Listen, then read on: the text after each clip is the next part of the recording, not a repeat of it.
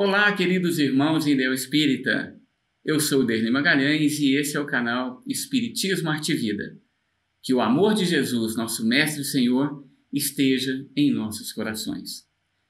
Ficamos muito felizes com a repercussão positiva do primeiro vídeo do bloco Interpretando a Doutrina Espírita.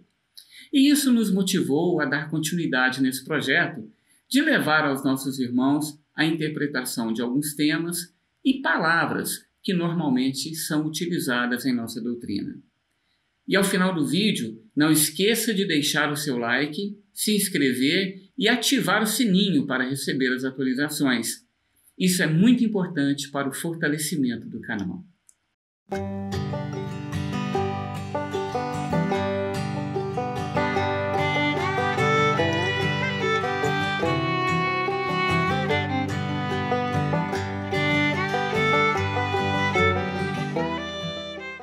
Conforme dissemos no primeiro vídeo, a intenção não é gerar novas interpretações de palavras ou contextos, e muito menos criar quaisquer tipos de controvérsias.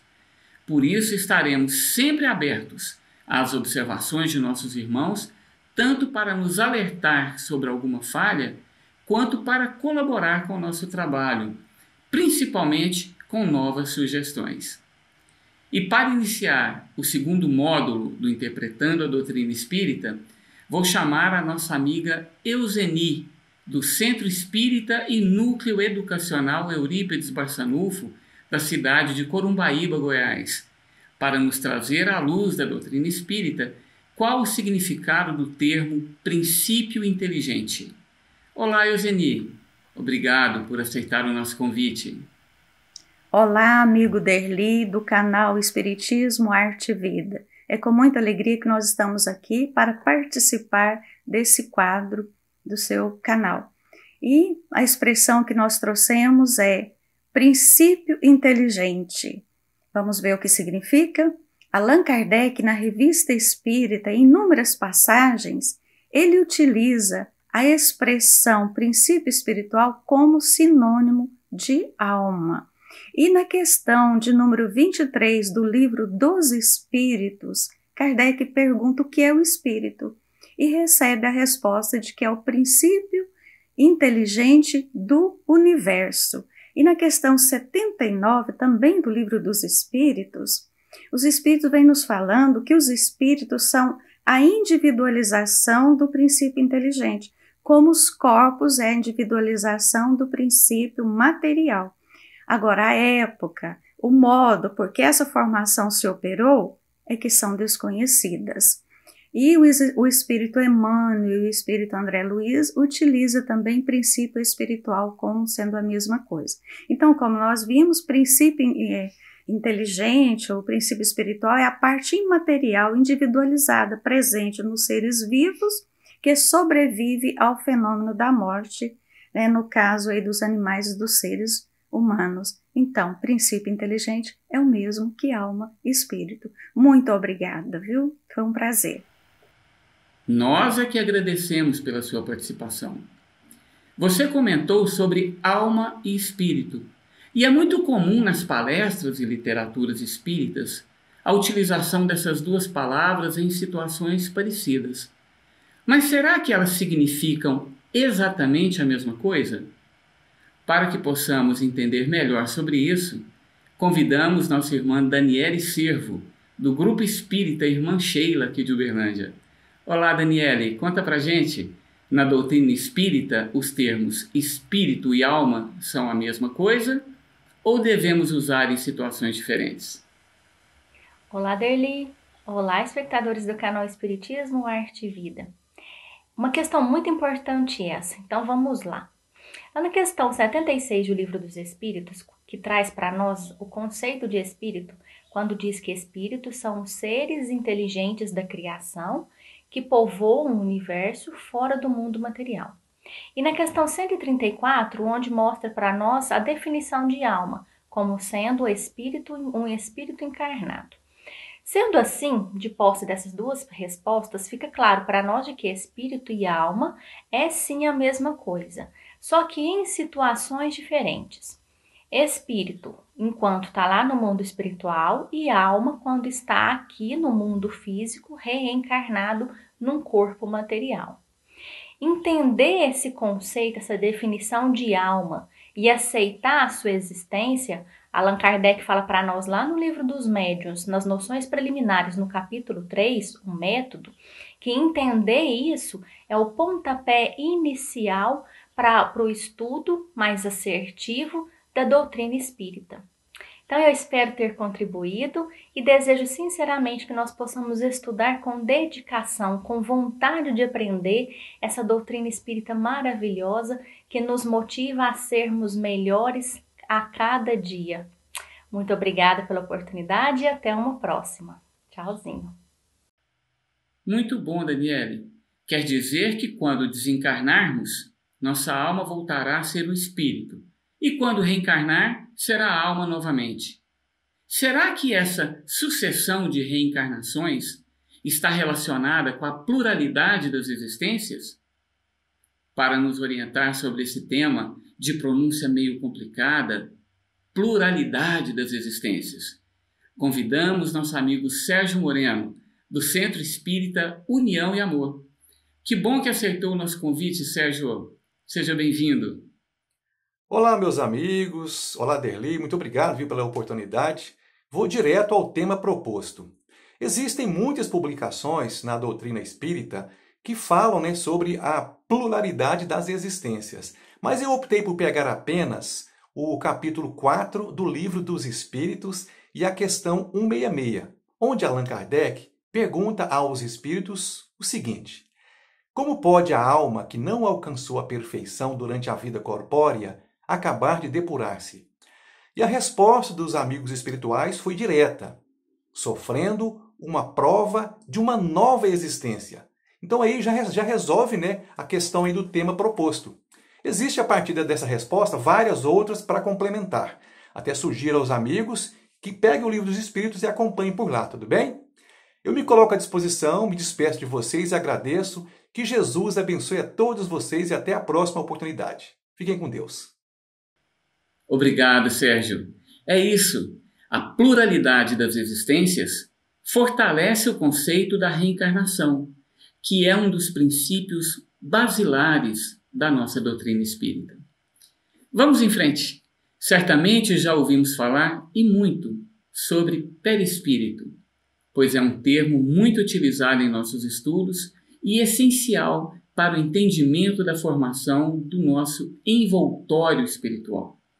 Para auxiliar na compreensão desse tema, convidamos nossa amiga Regina Giareta, que participa do Centro Espírita Leon Denis. Olá, Regina! Que exemplo podemos utilizar para melhor compreender esse tema? Olá, amigos do canal Espiritismo, Arte e Vida. E para compreender o termo perispírito, podemos pensá-lo como um laço que une o corpo ao espírito e também como órgão sensitivo do espírito, por meio do qual este percebe coisas espirituais que escapam aos sentidos corpóreos.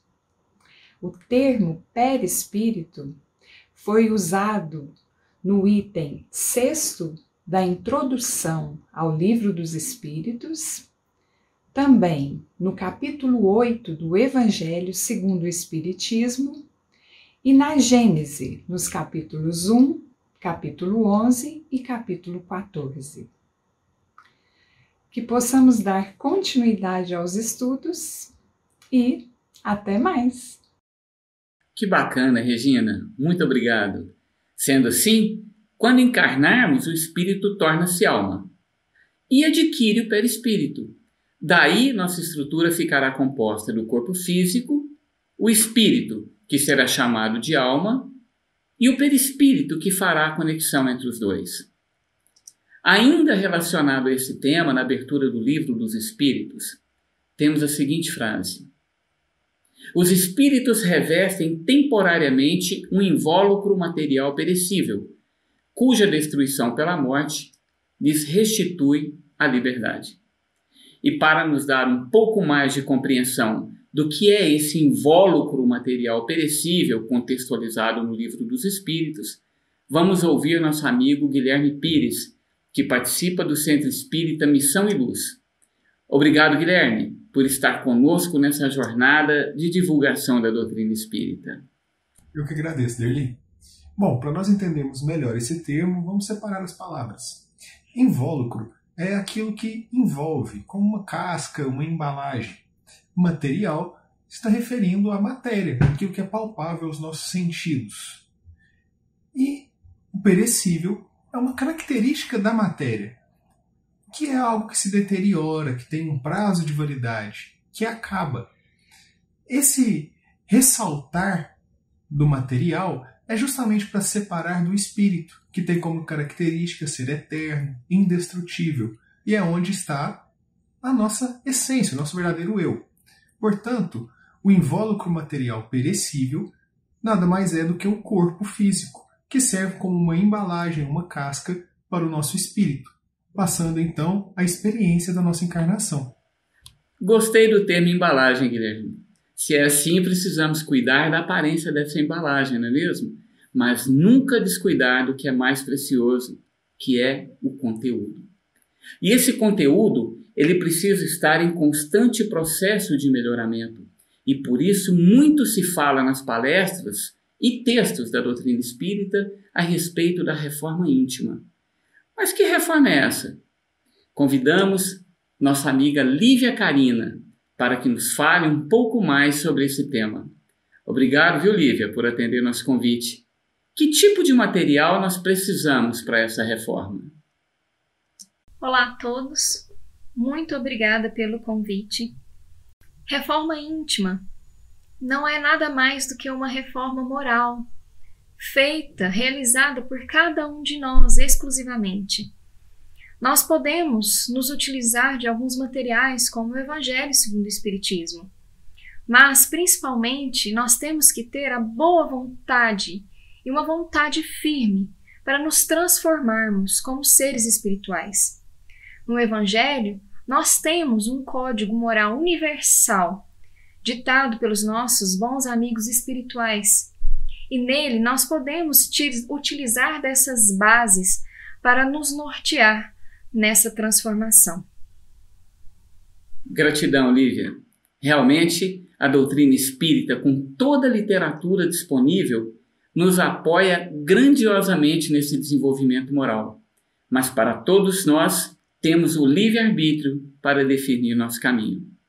E para finalizar o segundo módulo do Interpretando a Doutrina Espírita, vamos chamar nosso amigo irmão José Carlos Júnior, do Grupo Fraternal Eurípides Barçanufo, aqui de Uberlândia, para nos auxiliar no entendimento do que é livre-arbítrio.